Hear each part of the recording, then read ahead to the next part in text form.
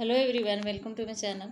तो आज हम लेकर के आए हैं सीबीएसई क्लास 11 को हिस्ट्री को, जिसमें आज का चैप्टर है 3। और इस चैप्टर का टॉपिक है 3 महाद्वीपों में फैला हुआ साम्राज्य। तो आज हम लोग इस चैप्टर से 3 महाद्वीपों में फैला हुआ साम्राज्य चैप्टर को समझेंगे और देखेंगे। इसके बाद इस चैप्टर को समझने के बाद हम इसी चैप्टर से जो महत्वपूर्ण क्वेश्चन है उसको लेकर के आएंगे।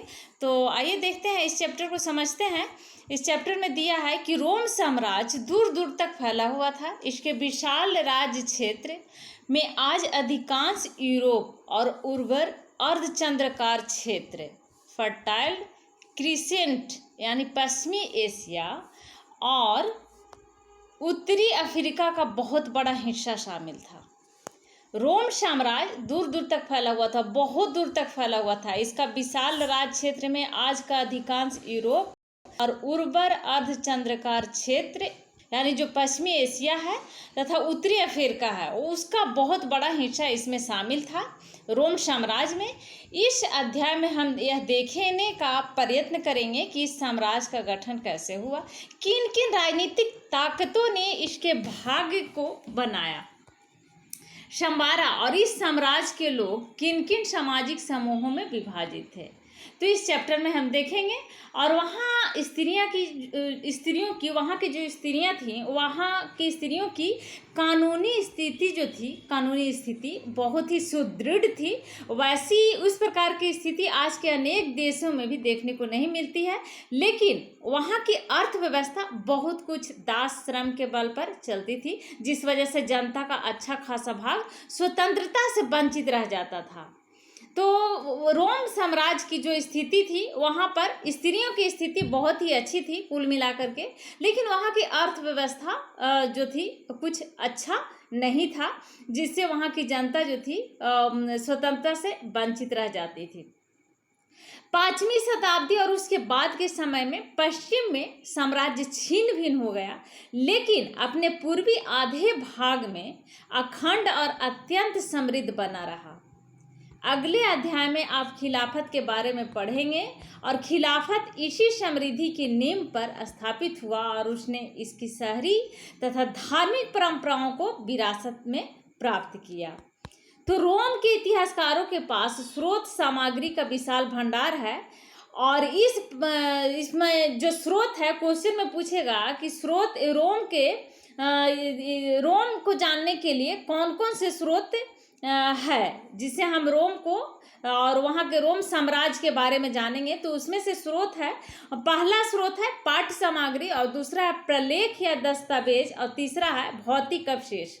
तो पाठ्य स्रोतों में ये सब जो सामग्री है और वह शामिल है समकालीन व्यक्तियों द्वारा लिखा गया उस काल का इतिहास, जो उस समय के व्यक्ति थे, जो उस समय के इतिहासकार थे, उनके द्वारा लिखा गया उस काल का इतिहास, जिसे वर्ष वृत्तांत कहा जाता था। वर्ष वृत्तांत मतलब एनुअल्स, क्योंकि वर्ष वृत्तांत इसलिए कहा जाता था क्योंकि ये वृत्तांत जो हुआ करता था वह प्रति वर्ष लिखे जाते थे, हर वर्ष लिखे जाते थे, प्रत्येक वर्ष लिखे जाते थे, इसलिए इसको वर्ष वृत्तांत कहा जाता था। वर्ष वृत्तांत किसको कहा जाता था? समकालीन व्यक्तियों द्वारा लिखा गया उस काल का इतिहास को वर्ष वृत्तांत कहा जाता था। और वर्ष वृत्तांत इसलिए कहा जाता था क्योंकि इस वृत्तांत को प्रत्येक वर्ष लिखा जाता था। जैसे हो गया पत्र, व्याख्यान, प्रवचन, कानून आदि। दस्तावेजी स्रोत मुख्य रूप से उत्कीर्ण अभिलेख हो या पैपायरस पेड़, जो पैपायरस पेड़ होता था, तो पैपायरस पेड़ के पत्तों आदि पर लिखी गई पांडुलिपियों के रूप में मिलते हैं। उत्कीर्ण अभिलेख आमतौर पर पत्थर की शिलाओं पर खोदे जाते थे। जो अभिलेख लिखा जाता था वह पत्थर के शिला पर, ताकि वह मिट न सके। तो वह मिटा नहीं, क्योंकि पत्थर के शिला पर खोद करके लिखा गया। तो ये जो अभिलेख था आमतौर पर पत्थर की शिलाओं पर खोद करके लिखे जाते थे, इसलिए वे नष्ट नहीं हुए। और बहुत बड़ी मात्रा में यूनानी और लातीनी दो भाषा है रोम की, लातीनी भी भाषा है। तो यूनानी और लातीनी भाषा में पाई गई ये जो पांडुलिपियाँ के रूप में मिलती है, और जो अभिलेख जो पत्थर पर खोद करके लिखा गया वह अभिलेख 2 भाषा में, यूनानी और लातीनी में पाया गया है। तो पैपायरस एक सरकंडा जैसा पौधा था जो मिस्र में नील नदी के किनारे, मिस्र का जो नील नदी है, सबसे बड़ी नदी है मिस्र का नील नदी, तो उस नील नदी के किनारे, मिस्र में जो नील नदी है उस नील नदी के किनारे उगा करता था पैपायरस, एक जो सरकंडा का पौधा है। तो पैपायरस जो नील नदी के किनारे उगा करता था और उसी से लेखन सामग्री तैयार की जाती थी। रोजमर्रा की जिंदगी में उसका व्यापक इस्तेमाल किया जाता था। हजारों की संख्या में संविदा पत्र, लेख, संपाद पत्र और सरकारी दस्तावेज आज भी पैपायरस पत्र पर लिखे हुए पाए गए हैं और पैपायरोलॉजिस्ट यानी पैपायरस शास्त्री कहे जाने वाले विद्वानों द्वारा प्रकाशित किए गए। पैपायरस शास्त्री किसको कहा गया?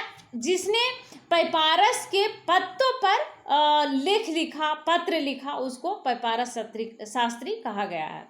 तो भौतिक अवशेषों में अनेक प्रकार की चीजें शामिल है जो मुख्य रूप से पुरातत्वविदों को खुदाई और क्षेत्र सर्वेक्षण आदि के जरिए, खुदाई के जरिए उसको प्राप्त किया है पुरातत्वविदों ने, और अपनी खोज, इनके जो पुरातत्वविद थे उनको अपनी खोज में ये स्रोत मिला है। जैसे इमारतें, स्मारक, अन्य प्रकार की संरचनाएं, मिट्टी के बर्तन, सिक्के, पचिकारी का सामान, यहाँ तक कि संपूर्ण भूदृश्य जैसे हवाई छायांकन द्वारा प्राप्त, इसमें से प्रत्येक स्रोत हमें अतीत के बारे में एक प्रकार की ही जानकारी देते हैं। इन जानकारियों की मिलाकर देखना अत्यंत उपयोगी हो सकता है, लेकिन कितनी अच्छी तरह से इतिहासकार इन स्रोतों के तथ्यों में अंतर संबंध बनाता है, यह उनकी कुशलता पर निर्भर करता है।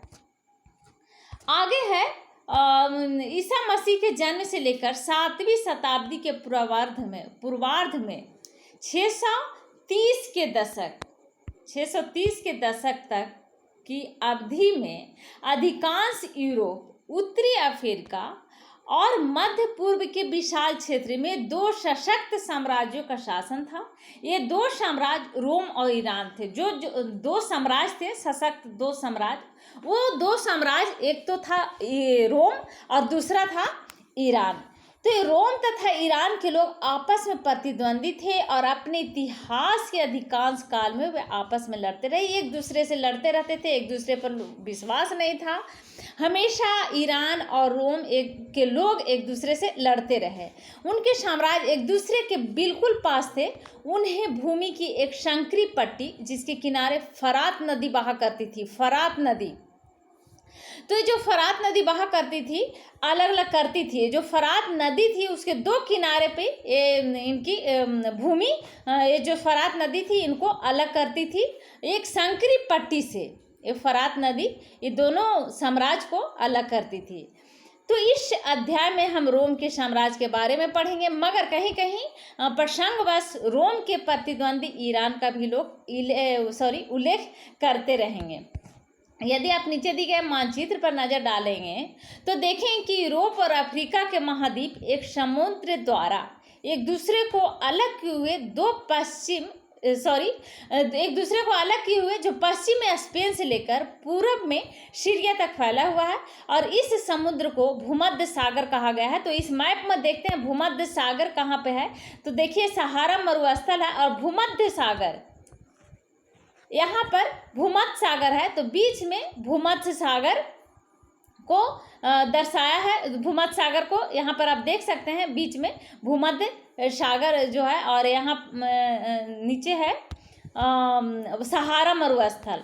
तो आइए देखते हैं इसमें भूमध्य सागर जो है, इस समुद्र को भूमध्य सागर कहा गया है, जो बीच का समुद्र है, और उन दिनों रोम साम्राज्य का हृदय था। ये भूमध्य सागर क्या था? रोम साम्राज्य का उस समय हृदय था। ये रोम साम्राज्य जो है, ये भूमध्य सागर रोम साम्राज्य का उस समय हृदय था। तो ये भूमध्य सागर जो था, रोम का भूमध्य सागर और उत्तरी रोम का भूमध्य सागर और उत्तरी तथा दक्षिण की ओर उत्तर तथा दक्षिण की ओर दोनों दिशाओं में सागर के आसपास स्थित सभी प्रदेशों पर प्रभुत्व था। उत्तर में साम्राज्य की सीमा निर्धारण दो महान नदियों राइन और डेन्यूब नदी से होता था। राइन नदी और डेन्यूब नदी, तो इस मैप में हम देखते हैं राइन नदी यहाँ पर है और डेन्यूब नदी यहाँ पर है। तो ये जो राइन नदी है और डेन्यूब नदी है, ये दोनों नदियाँ, राइन नदी और डेन्यूब नदी दोनों जो है दक्षिण सीमा सहारा नामक अति विस्तृत रेगिस्तानी सहारा मरुस्थल, जो बहुत ही बड़ा मरुस्थल है, तो सहारा नामक अति विस्तृत रेगिस्तानी से बनती थी। इस प्रकार सहारा मरुस्थल हो गया। तो इस प्रकार इस अत्यंत विस्तृत क्षेत्र में रोम साम्राज्य फैला हुआ था। दूसरी ओर कैस्पियन सागर के दक्षिण से पूर्वी अरब तक का समूचा इलाका और कभी कभी अफगानिस्तान के कुछ हिस्से भी ईरान के नियंत्रण में थे।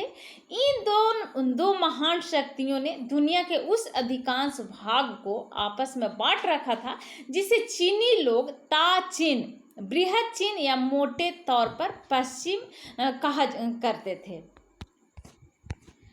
नेक्स्ट साम्राज्य का आरंभिक काल। तो रोमन साम्राज्य को मोटे तौर पर दो चरणों में बांटा जा सकता है, जिन्हें पूर्ववर्ती और परवर्ती चरण कह सकते हैं। इन दोनों चरणों के बीच तीसरी शताब्दी का समय आता है, जो उन्हें दो ऐतिहासिक भागों में विभाजित करता है। दूसरे शब्दों में कहें तो तीसरी शताब्दी के मुख्य भाग तक की संपूर्ण अवधि को पूर्ववर्ती साम्राज्य और उसके बाद की अवधि को परवर्ती साम्राज्य कहा जा सकता है। दो महाशक्तियों तथा उसके संबंधित साम्राज्यों में एक बड़ा अंतर यह था कि रोमन साम्राज्य सांस्कृतिक दृष्टि से ईरान की तुलना में कहीं अधिक विविधतापूर्ण था और इस अवधि के दौरान पार्थियाई तथा बाद में ससानी राजवंशों ने ईरान पर शासन किया। जिन लोगों पर शासन हुआ उनमें अधिकतर ईरानी थे। इसके विपरीत रोमन साम्राज्य ऐसे क्षेत्रों तथा संस्कृतियों का एक मिला जुला रूप था जो मुख्यतः सरकार की एक साझी प्रणाली द्वारा एक दूसरे के साथ जुड़े हुए थे। तो साम्राज्य में अनेक भाषाएं बोली जाती थी, लेकिन प्रशासन के प्रयोजन इस साम्राज्य में रोमन साम्राज्य में अनेक भाषाएं बोली जाती थी। प्रशासन के प्रयोजन हेतु लातीनी जो भाषा थी, लातीनी और यूनानी भाषा, ये दो प्रमुख भाषा थी और ये दो प्रमुख भाषा को प्रशासन के लिए, प्रशासनिक काम के लिए ये दोनों भाषा को प्रयोग में लाया जाता था। ये दो भाषा प्रमुख भाषा थी, लातीनी भाषा और यूनानी भाषा वहाँ की। पूर्वी भाग के उत्तर वर्ग यूनानी भाषा और पश्चिमी भाग की, पूर्वी भाग में यूनानी भाषा बोला जाता था और पश्चिमी भाग के लोग लातीनी भाषा बोलते थे और लिखते थे। पूर्वी भाग के लोग किस प्रकार की भाषा बोलते थे? यूनानी भाषा बोला करते थे और पश्चिमी भाग के लोग लातीनी भाषा बोलते थे और लातीनी भाषा में ही लिखा करते थे। और इन दोनों भाषाओं के बीच की सीमा रेखा भूमध्य सागर को चीरती हुई उस पार अफ्रीकी प्रांत त्रिपोलितानिया, जो कि लातीनी भाषा था, त्रिपोलितानिया भी एक लातीनी भाषा थी, बीच में भूमध्य सागर के आसपास के लोग इस भाषा को बोला करते थे। और इसके अलावा सायरेनाइका यूनानी भाषा थी, सायरेनाइका। तो इन दोनों भाषा को बीच वाले लोग बोला करते थे। जो लोग साम्राज्य में रहते थे वे सभी एकमात्र शासक यानी सम्राट की ही प्रजा थे, चाहे वे कहीं भी रहते हों और कोई भी भाषा बोलते हैं, चाहे यूनानी भाषा बोले या फिर लातीनी भाषा बोले। तो इस साम्राज्य में जो गणतंत्र शब्द है, रिपब्लिक एक ऐसी शासन व्यवस्था थी जिसमें वास्तविक सत्ता सेनेट के हाथ में हुआ करता था। वास्तविक सत्ता जो हुआ करता था, गणतंत्र देश था यह, और यह इसकी जो वास्तविक सत्ता थी सेनेट के हाथ में हुआ करता था। और सेनेट में धनवान परिवारों का एक छोटे से समूह का बोलबाला रहता था। धनवान परिवार का जो एक छोटा सा समूह को इसमें ज़्यादा बोलबाला रहता था, जिन्हें अभिजात कहा जाता था। तो व्यवहारिक तौर पर गणतंत्र अभिजात वर्ग की सरकार का शासन सेनेट नामक संस्था के माध्यम से चलता था। गणतंत्र 509 ईस्वी पूर्व से 27 ईसा पूर्व तक चला, लेकिन 27 ईसा पूर्व में जूलियस सीजर के दत्तक पुत्र तथा उत्तराधिकारी ऑक्टेवियन ने उसका तख्ता पलट दिया। तो तख्ता किसने पलटा था? ऑक्टेवियन ने तख्ता पलटा था। ऑक्टेवियन कौन था? तो जूलियस सीजर के दत्तक पुत्र था, और जूलियस सीजर के बाद उसका उत्तराधिकारी था ऑक्टेवियन ने, और उसी ने ऑक्टेवियन ने ही वहाँ का तख्ता पलट दिया और सत्ता अपने हाथ में ले ली, और अगस्टस नाम से रोम का सम्राट बन बैठा। और इसके आगे चल करके अगस्टस नाम से प्रसिद्ध होता है और रोम का सम्राट बन बैठता है। रोम का सम्राट किसने आगे जाकर बैठता है? अगस्टस के नाम से ऑक्टेवियन ने ही तख्ता को पलटता है रोम साम्राज्य का, और रोम साम्राज्य का सम्राट बन जाता है आगे चल के अगस्टस के नाम से। तो सेनेट की सदस्यता जीवन भर चलती थी, और उसके लिए जन्म की अपेक्षा धन और पद प्रतिष्ठा को अधिक महत्व दिया जाता था।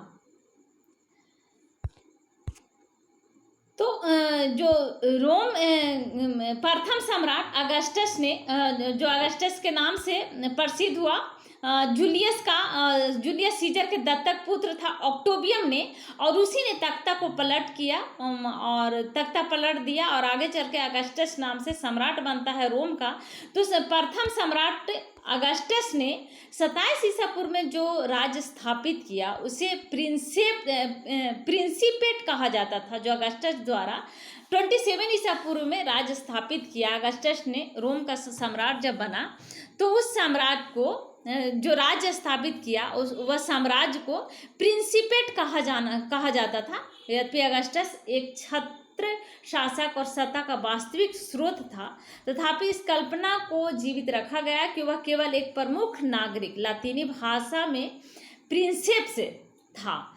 निरंकुश, लातीनी भाषा में इसको प्रिंसेप्स कहा जाता था, और वह निरंकुश शासक नहीं था। ऐसा सेनेट को सम्मान प्रदान करने के लिए किया गया था। सेनेट वह निकाय था जिसमें उन दिनों में जब रोम एक रिपब्लिक यानी गणतंत्र था, सत्ता पर अपना नियंत्रण रखता था। रोम में सेनेट नामक संस्था का अस्तित्व कई शताब्दियों तक रहा था। वह एक ऐसी संस्था थी जिसमें कुलीन एवं अभिजात वर्गों, यानी दोनों, जो कुलीन वर्ग थी अभिजात वर्ग, तो कुलीन वर्ग और अभिजात वर्ग यानी मुख्यतः रोम के धनी परिवारों का, जो अभिजात वर्ग था वह रोम के धनी परिवारों का प्रतिनिधित्व था। लेकिन आगे चल करके इसमें इतालवी मूल के जमींदारों को भी शामिल कर लिया गया था।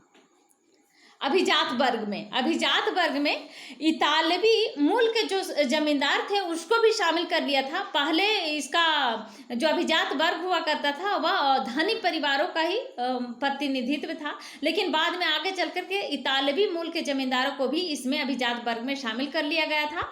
रोम के इतिहास के अधिकांश पुस्तकें जो आज यूनानी और लातीनी दो भाषा थी, तो यूनानी और लातीनी में ज़्यादातर लिखी मिलती है। जो यूनानी और लातीनी जो भाषा थी उसमें ज़्यादातर लिखा हुआ मिलता है, तो इन्हीं लोगों द्वारा लिखी गई थी।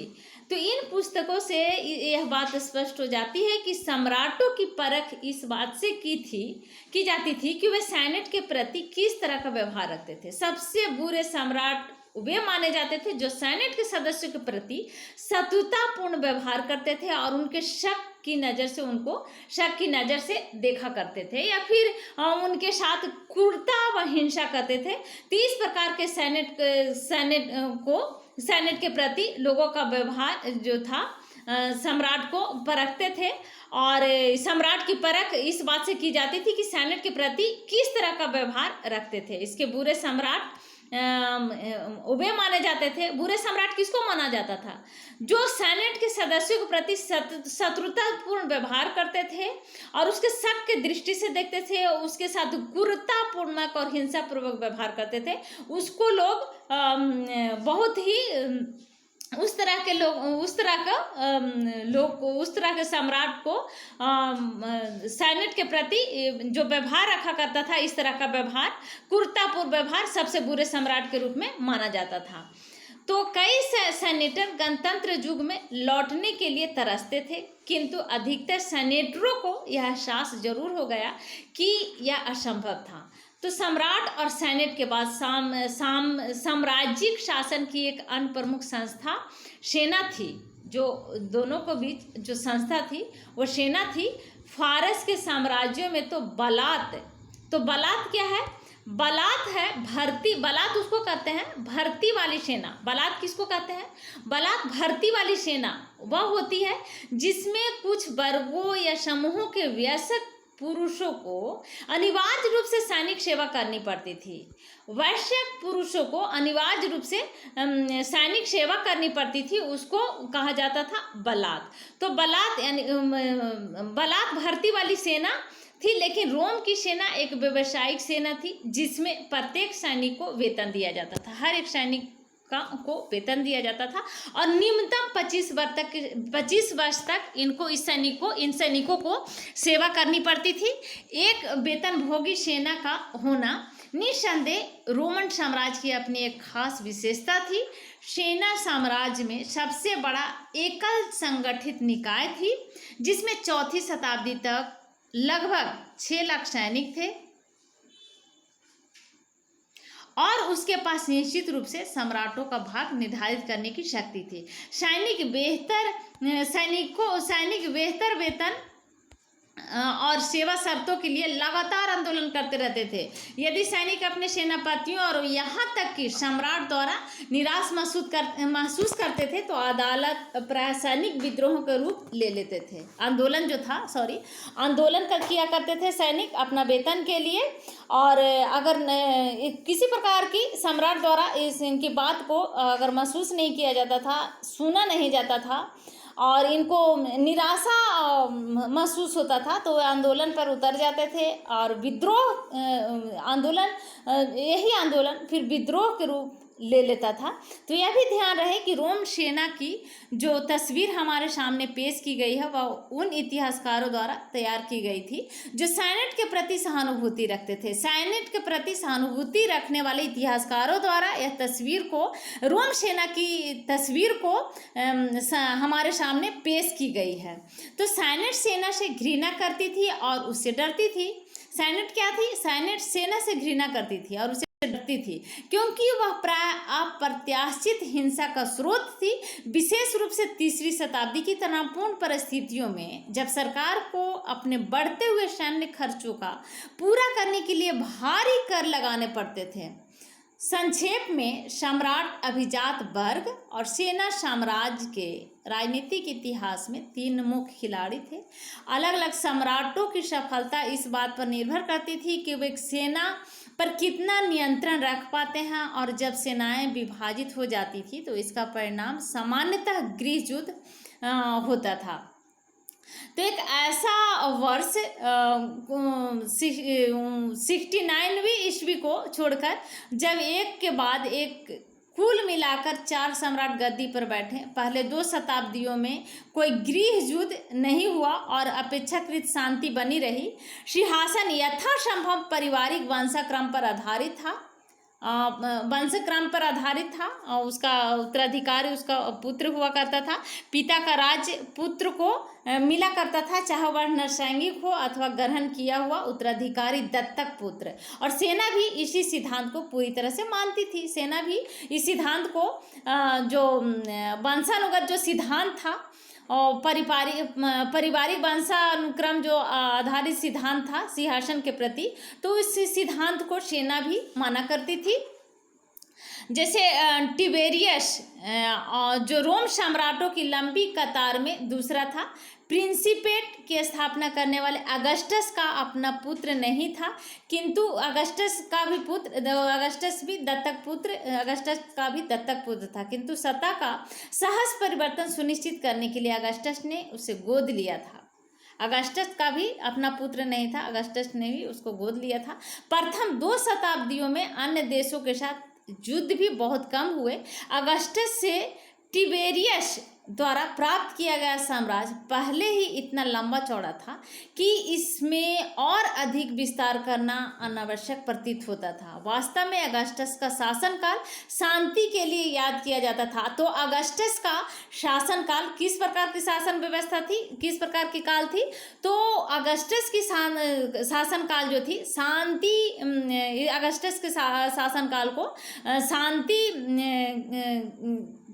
के काल के शांति, उस समय की अगस्टस का जो शासनकाल था शांतिपूर्ण शासनकाल रहा अगस्टस का शासनकाल, क्योंकि इस शांति का आगमन दशकों तक चले आंतरिक संघर्ष और सदियों की सैनिक विजय के पश्चात हुआ था। साम्राज्य के प्रारंभिक विस्तार में एकमात्र अभियान सम्राट त्राजान ने 113 ईस्वी से 117 ईस्वी के बीच में चलाया था, जिसके द्वारा उसने फरात नदी के पार के क्षेत्रों पर निरर्थक कब्जा कर लिया था। तो कुल मिलाकर के इसका जो शासनकाल रहा था तो अगस्टस का शासनकाल शांतिपूर्ण रहा था, लेकिन उसके उत्तराधिकारियों ने उन इलाकों को छोड़ दिया था जो त्राजान ने जो कब्जा कर लिया था फरात नदी के पार के क्षेत्रों पर। तो उसके बाद में उसका उत्तराधिकारी ने इस इलाका को छोड़ दिया था। सम्राट त्राजान का स्वप्न था भारत की विजय। तो तत्पश्चात भयंकर भूकंप से पीड़ित एंटियोक के सदियों के बाद 116 ईस्वी में त्राजान फरात नदी के रास्ते आगे की ओर बढ़ता हुआ पार्थियन की राजधानी टिसिफोन तक चला गया और वहाँ फारस की खाड़ी के सिरे पर पहुँच गया। तो कैसियस डिपो के अनुसार, जो इतिहासकार थे उस समय का, वहाँ पर वह भारत की ओर जाने वाले किसी वाणिज्यिक पोत को ललायित नज़रों से देख रहा था और चाह रहा था कि काश वह सिकंदर जैसा जवान होता। तो सम्राट त्राजान जो था वह स्वप्न देख रहा था, भारत को जीतने का स्वप्न देख रहा था। तो इस काल की एक विशेष उपलब्धि यह रही कि रोमन साम्राज्य के प्रत्यक्ष शासन का क्रमिक रूप से काफ़ी विस्तार हुआ। इसके लिए अनेक आश्रित राज्यों को रोम के प्रांतीय राज्य क्षेत्र में मिला लिया गया। निकटवर्ती पूर्वी ऐसे राज्यों में भरा पड़ा, लेकिन दूसरी शताब्दी के प्रारंभिक वर्षों तक जो राज फरात नदी के पश्चिम में रोम साम्राज्य क्षेत्र की ओर पड़ते थे, रोम साम्राज्य की क्षेत्र की ओर फरात नदी के पश्चिम में, तो उन्हें भी रोम द्वारा हड़प लिया गया। रोम उसको भी अपने कब्जे में ले लिया था। प्रासंगिक तौर पर यह उल्लेखनीय है कि राज्य अत्यंत समृद्ध थे। उदाहरण के लिए देखा जाए कि हेराट के राज्य से प्रतिवर्ष 54 लाख दिनारियस के बराबर आमदनी हुआ करती थी। दानारियस रोम का एक चांदी का सिक्का होता था जिसमें लगभग 4.5 ग्राम विशुद्ध चांदी। तो निकटवर्ती जो पूर्वी क्षेत्र था रोमन साम्राज्य के भूमध्य सागरीय क्षेत्र में रहने वाले लोगों की दृष्टि से निकटवर्ती पूर्व का मतलब था भूमध्य सागर के बिल्कुल पूर्व का इलाका। जो भूमध्य सागर था यहाँ पर, उसका बिल्कुल पूर्व का इलाका, इसको पूर्वी क्षेत्र, निकटवर्ती पूर्वी क्षेत्र था या पूर्व का इलाका। और बिल्कुल पूर्व का यह इलाका था मुख्य रूप से सीरिया, फिलिस्तीन और मेसोपोटामिया के प्रांत जो रोमन साम्राज्य के हिस्से थे, और मोटे तौर पर आसपास के क्षेत्र जैसे अरब। तो वास्तव में इटली के सिवाय जिसे उन शताब्दियों में प्रांत नहीं माना जाता था, साम्राज्य के सभी क्षेत्र प्रांतों में बटे हुए थे और उससे कर वसूला जाता था। दूसरी शताब्दी में जब रोम अपने चरमोत्कर्ष पर था तो रोमन साम्राज्य स्कॉटलैंड से आर्मेनिया की सीमाओं तक फैला और सहारा से फरात और कभी कभी उससे भी आगे, जो सहारा मरुस्थल है, सबसे बड़ा मरुस्थल विश्व का, तो सहारा मरुस्थल और फरात से कभी कभी उससे भी आगे तक फैला हुआ था। तो यह सच है कि उन दिनों शासन व्यवस्था को चलाने के लिए उनकी सहायतार्थ आज जैसी कोई सरकार नहीं थी। तो फिर यह प्रश्न उठता है कि सम्राटों के लिए इतने लंबे चौड़े और तरह तरह के इलाकों पर नियंत्रण रख पाना कैसे संभव था। जिसकी आबादी दूसरी शताब्दी के मध्य में लगभग 6 करोड़ तक पहुंच गई थी। तो इस प्रश्न का उत्तर साम्राज्य के शहरीकरण में खोजा जा सकता है। संपूर्ण साम्राज्य में दूर दूर तक अनेक नगर स्थापित किए गए थे, जिसके माध्यम से समस्त साम्राज्य पर नियंत्रण रखा जाता था। भूमध्य सागर के तटों पर स्थापित जो बड़े बड़े शहरी केंद्र थे, जैसे कार्थेज हो गया, सिकंदरिया तथा एंटियोक, इसमें सबसे बड़े थे। तो साम्राज्यिक प्रणाली के पूर्व आधार थे, और इन्हीं शहरों के माध्यम से सरकार प्रांतीय ग्रामीण क्षेत्रों पर कर लगाने में सफल हो पाती थी, जिससे साम्राज्य का अधिकांश धन संपदा प्राप्त होती थी। जो कर सरकार द्वारा लगाया जाता था, उससे सरकार को बहुत ज़्यादा ही धन संपदा प्राप्त हुआ करता था। इसका अर्थ यह हुआ कि स्थानीय उच्च वर्ग रोमन साम्राज्य को कर वसूली और अपने क्षेत्रों के प्रशासन के कार्य में सक्रिय सहायता देते थे। जो वहाँ के स्थानीय लोग थे उच्च वर्ग के, रोमन साम्राज्य को कर वसूली और अपने क्षेत्र के प्रशासन के कार्य में सक्रिय भाग लिया करते थे स्थानीय लोग, और इस सक्रिय भाग लेकर के सहायता करते थे। इटली और अन्य प्रांतों के बीच सत्ता का आकस्मिक अंतरण वास्तव में रोम के राजनीतिक इतिहास का एक अत्यंत रोचक पहलू रहा। दूसरी ओर तीसरी शताब्दी के दौरान अधिकतर प्रशासक तथा सैनिक अफसर इन्हीं उच्च प्रांतीय वर्गों में से होते थे। इस प्रकार उनका एक नया सम्राट वर्ग बन गया, जो कि सेनेट के सदस्यों की तुलना में कहीं अधिक शक्तिशाली था। जो सेनेट के सदस्य हुआ करते थे उससे कहीं अधिक ये शक्तिशाली हुआ करते थे सम्राट वर्ग। तो इस प्रकार से क्योंकि उसे जो सम्राट वर्ग था, उससे सम्राटों का समर्थन प्राप्त था। जो सम्राट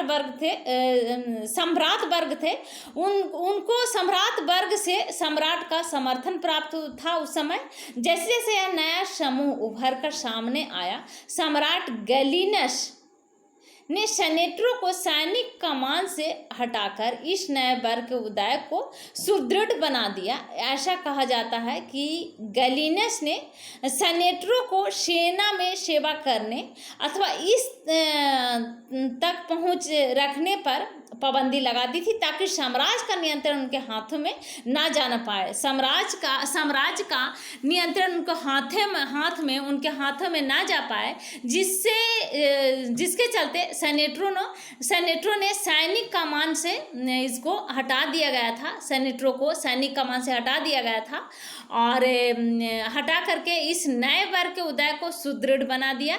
ऐसा कहा जाता था कि गैलिनस ने सेनेटरों को सेना में सेवा करने अथवा इस तक पहुंचने तक सेवा करने से दूर ही रखना चाहता था, और यहाँ तक पहुंचने से वह पाबंदियां भी लगा दी थी, ताकि साम्राज्य का नियंत्रण उनके हाथ में ना हो। तो संक्षेप में पहली शताब्दी के बाद वाले वर्षों में और दूसरी शताब्दी के दौरान तथा तीसरी शताब्दी के प्रारंभिक वर्षों में सेना तथा प्रशासन में अधिकांश लोग प्रांतों से लिए जाने लगे, क्योंकि इन क्षेत्रों के लोगों को भी नागरिकता मिल चुकी थी, जो पहले इटली तक ही सीमित थी। तो सेनेट पर कम से कम तीसरी शताब्दी तक इतालवी मूल के लोगों का प्रभुत्व बना रहा, लेकिन बाद में प्रांतों से लिए गए सेनेटर बहुसंख्यक हो गए।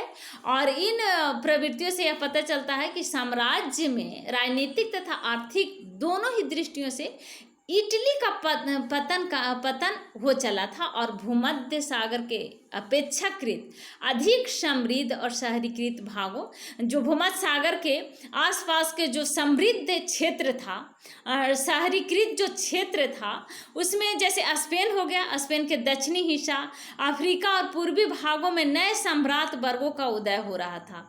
तो रोम के संदर्भ में नगर एक ऐसा शहरी केंद्र था जिसके अपने दंडनायक मजिस्ट्रेट जिसको बोलते हैं, नगर परिषद जिसको सिटी काउंसिल कहा जाता था, और अपना एक सुनिश्चित राज क्षेत्र था, जिससे उनके अधिकार क्षेत्र में आने वाले कई ग्राम शामिल थे। रोम के नगर एक ऐसा शहरी केंद्र था जिसके अपने जो मजिस्ट्रेट था और नगर परिषद के जिसको सिटी काउंसिल कहा जाता था, तो उनका और अपना एक सुनिश्चित राज्य क्षेत्र था। उनके पास क्या क्या थी?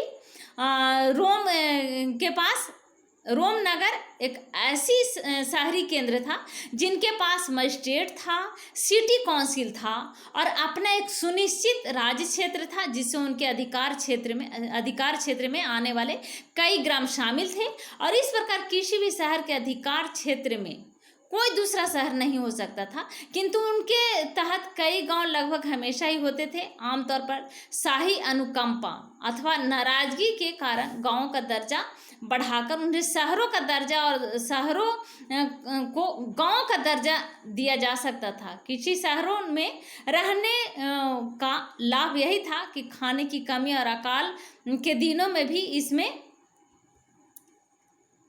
अकाल के समय में भी यहाँ पर जो थी किसी प्रकार की कमी नहीं हुआ करता था। तो किसी शहर में रहने का लाभ यही था। तो खाने की कमी और अकाल के दिन में भी इसमें ग्रामीण इलाकों की तुलना में शहरी इलाका जो थी बहुत ही बेहतर सुविधा थी। शहरी इलाका में अकाल के समय में भी यहाँ पर किसी प्रकार की खाने की जो व्यवस्था थी वह उसमें कमी नहीं हुआ करता था। इसलिए ग्रामीण क्षेत्र से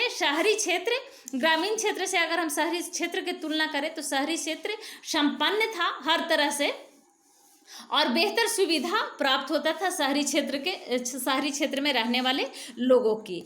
तो ये आज का चैप्टर्स में हम यहीं रहने देते हैं 3 महाद्वीपों में फैला हुआ साम्राज्य से। और नेक्स्ट वीडियो में हम जो चैप्टर बच गया है, क्योंकि बहुत लंबा चैप्टर है, जिसको नेक्स्ट वीडियो में लेकर के आएंगे और उसका लिंक इस वीडियो में हम दे देंगे। तो पार्ट 2 और पार्ट 1 इस चैप्टर से 2 वीडियो करेंगे। तो ये पार्ट 1 वीडियो है और पार्ट 2 का हम इसका लिंक पार्ट 2 का लिंक इसमें पार्ट 1 में दे देंगे। तो अगर अभी तक आपने मेरे चैनल को सब्सक्राइब नहीं किया है तो प्लीज़ मेरे चैनल को सब्सक्राइब करें, लाइक करें एंड शेयर करें। Thank you.